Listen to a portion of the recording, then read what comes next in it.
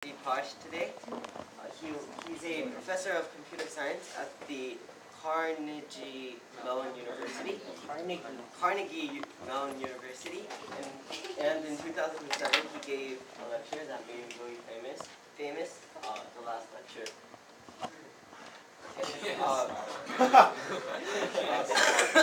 The last lecture is where professors would give a lecture as if they were giving their really last lecture.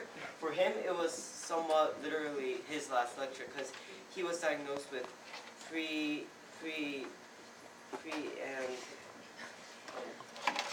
pancreatic cancer, which is somewhere in the abdomen, and yeah. This became so famous that someone paid him $6.7 million for the copyright to publish a book about his lecture. And although many may think that it's about dying, it's actually about living.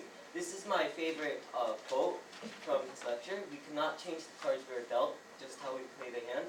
And as you can see, he's smiling, and he has accepted his fate, and he's just using his the precious time he has left, and he's not like all depressed.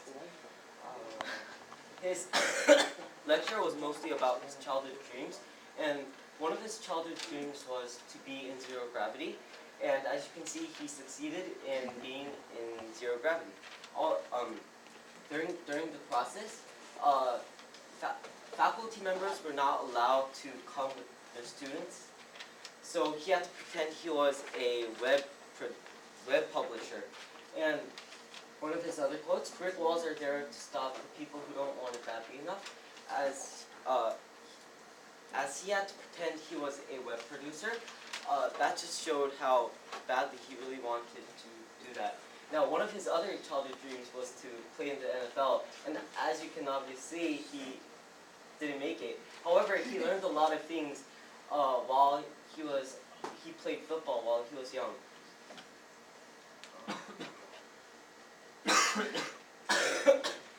The next quote is something one of his coaches said.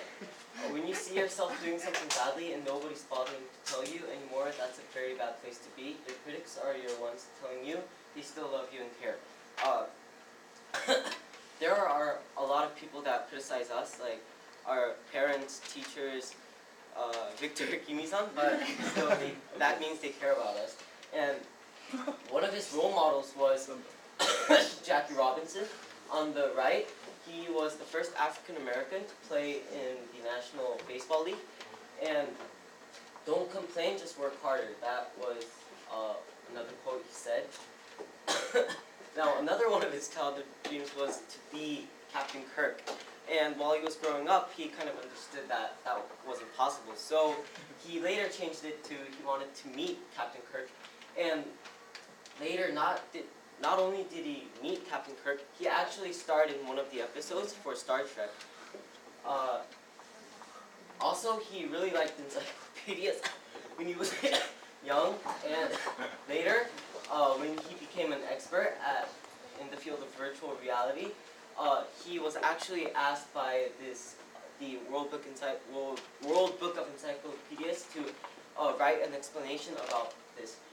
Virtual reality is where you you take real life and you kind of mix that with, you kind of contrast that to like this 3D world where your actions in real life can correspond to some actions in like the 3D world. This is one of this. One of the things he talked about was changing other people's dreams in his lectures, and this was actually a project he did. Never mind. This is Tommy Burnett. This was the person who helped Randy think that he could change the dreams. He could help achieve the dreams of others. Randy helped him actually become one of the members who produce Star Wars, and this is the virtual reality class. He made a class where this is actually someone wearing this headset, and she's waving her arms, and this is the hand that she's waving. and Randy made this class, and 50 students came together and did all these cool things with virtual reality.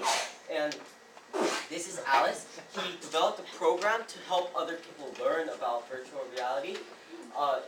It's 10% of the colleges use this right now. I bet it's more, since the research I've done was like 2 years, was about 1 year ago data, and you can't get there alone. People have to help you.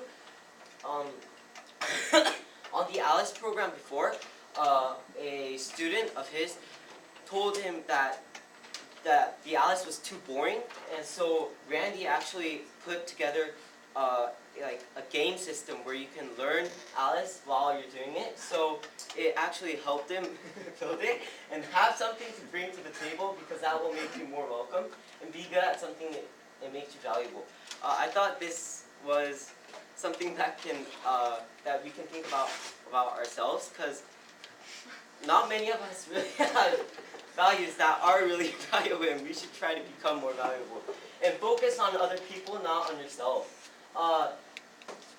The day before he gave his lecture was actually his wife's birthday. This is his wife. It's not a boy. So he brought this big cake, and like 500 people saying happy birthday to her. And I put this quote again, not only because I ran out of preparation material, but also because it's worth reading once more. We cannot change the cards, just how we play the hymn.